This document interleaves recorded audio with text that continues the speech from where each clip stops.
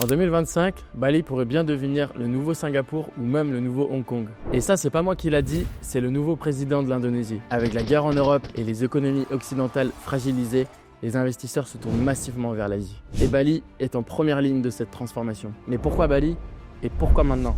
Dans cette vidéo, je vais tout vous expliquer. Des tendances de marché au rendement que propose l'île, en passant par les projets massifs du gouvernement sur Bali. Et restez bien jusqu'à la fin parce que je vais vous révéler une stratégie d'investissement que peu d'investisseurs utilisent pour le moment à Bali et qui peut vous dégager une belle plus-value en moins d'1 an.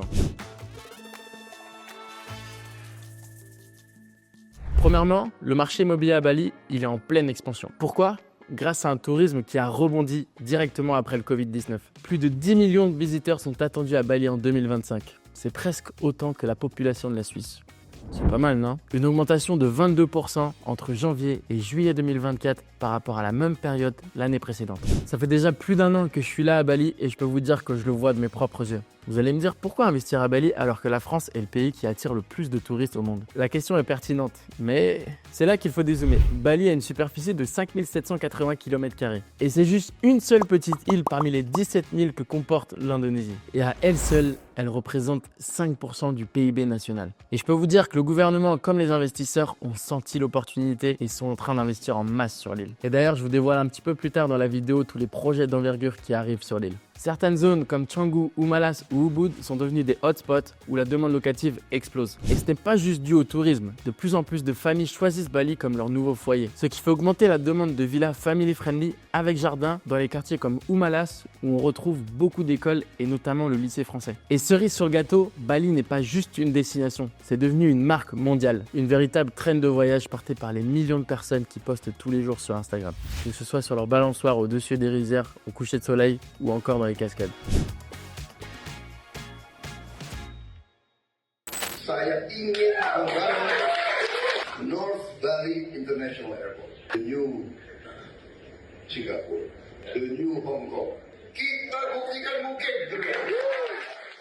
Le président indonésien Prabowo est très ambitieux pour l'avenir de Bali. Il a des projets plein la tête. Parmi les projets les plus ambitieux, un nouvel aéroport international dans le nord de l'île, notamment financé à 3 milliards de dollars par des investisseurs chinois. Le premier métro de Bali qui partira de l'aéroport pour desservir les meilleurs spots touristiques de Bali et qui a d'ailleurs commencé sa construction en 2024. Et le projet Paramount, un gigantesque parc d'attractions dédié au tourisme et au divertissement. Il y a notamment des infrastructures qui ont été mises en place, notamment au niveau routier pour faciliter les déplacements dans les centres-villes et les régions alentours. Tout cela ne signifie qu'une chose, et c'est ce qui nous intéresse ici, une hausse exponentielle des prix de l'immobilier. Mes projets vont profiter directement des futures lignes de métro, car je travaille dans les quartiers tout proches, ce qui va forcément avoir un impact positif sur les prix. Bref, tout mon réseau ici est extrêmement optimiste. Ces projets vont redéfinir le paysage économique et immobilier de Bali. On a vu les projets du gouvernement, maintenant passons aux chiffres. Investir à Bali, c'est profiter de rendements locatifs nets de 10 à 20% par an. En France, on est plus sur du 4 à 10% pour les meilleurs projets. Et ça, c'est à condition de ne pas trop se faire assassiner par les taxes. Au niveau des loyers, ici, ils augmentent de 10 à 15% par an, avec des taux d'occupation dépassant les 80% sur les meilleures localisations. Ajoutez à cela une hausse annuelle de 10% des prix des biens sur les 5 dernières années et vous obtenez une combinaison quasi imbattable. Et à mon avis, les projets du gouvernement ne vont faire qu'accentuer cette montée des prix. Et avec la stratégie que je vais vous dévoiler, vous pourrez profiter de rendements bien plus rapidement qu'avec la construction neuve.